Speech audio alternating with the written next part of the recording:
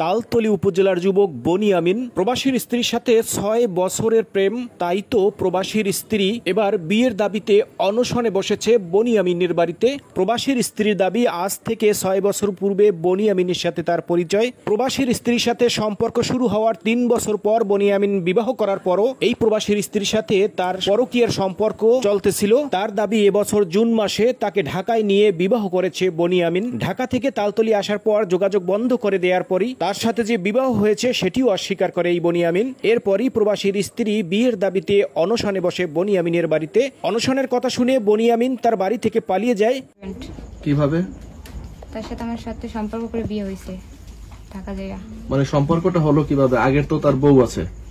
তার বউ থাকতে মানে তার আগে আমাদের সাথে সম্পর্ক ছিল। মানে বনিয়ামিন বিয়ের আগে কিরকম সম্পর্কটা হলো প্রথম?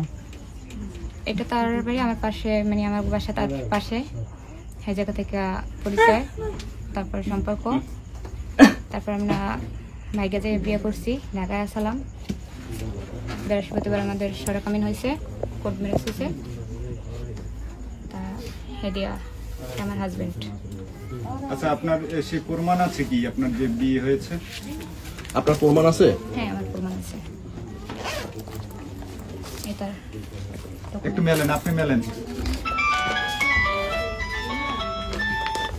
এইটা আপনার প্রমাণ? আচ্ছা, এখন তো তার বর্তমানে ঘরে বউ আছে, এখন কি করতে চাচ্ছেন আপনি? আমি চাইছি বর্তমানে তার বউ আছে, আমার তো বিয়ে করছে, এখন আমার হাজবেন্ড। আপনি কি জানতেন না যে বউ আছে? জানতাম তো কি বলছে আপনাকে, আর আপনিও কি হিসেবে? মানে বউ থাকা অবস্থা আপনি তাকে বিয়ে করলেন কেন? কি বললো আপনাকে? সে বলছে বউ ছেড়ে দিব, হেলেকা আমার নিচে। তোমার যে স্বামী আছে সে কথাটা একটু ভাই, আমরা প্রশ্ন যাইতেছে একটু। কি বলছে আপনাকে? সে বউ ছেড়ে দিবে বিয়ের পরে, এজন্য। আচ্ছা, আপনারও তো স্বামী আছে, আপনার স্বামী নাকি প্রবাসে থাকে। হ্যাঁ। তবে কিরকম বিয়ে করলেন? তাকে কি ডিভোর্স দিয়েছেন? হ্যাঁ, আপনার সেই স্বামীকে কি ডিভোর্স দিয়েছেন? না, দেওয়া হয়নি।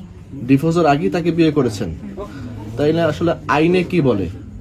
আইনে বলে আমরা ডিভোর্স মানে সম্পূর্ণ ওকে। দুই স্বামী এক বধূ নাকি?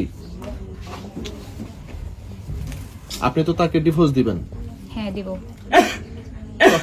আগে তো দেন ডিভোর্স নাই। দিতে মেলা করছি, তারপরে তার বাবা কার বাবা? আটকাইছে। কার বাবা? বনিয়ামিনের বাবা।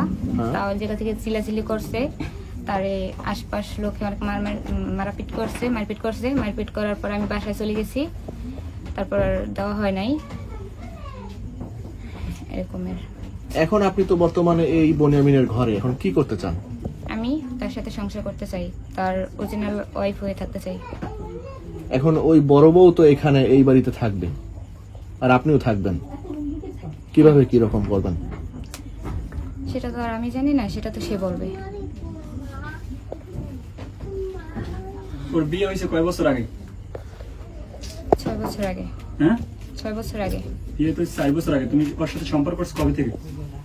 আগো সম্পর্ক হয়েছে আর অনেক না, আগে। ও যে বললো যে ওর বিয়ের আগে রিলেশন করছে আমিনের সাথে, ওর বিয়ে হয়েছে, আমিনের বিয়ে হয়েছে 4 বছর হয়েছে, তাহলে ও 4 বছরে ও 6 বছর আমিনের কথা বিয়ে বলে হয়েছে, বিয়ে হয়েছে 6 বছর।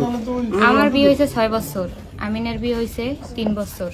মানে আপনার বিয়ে হয়েছে কয় বছর? 6 বছর। আর আমিনের 3 বছর।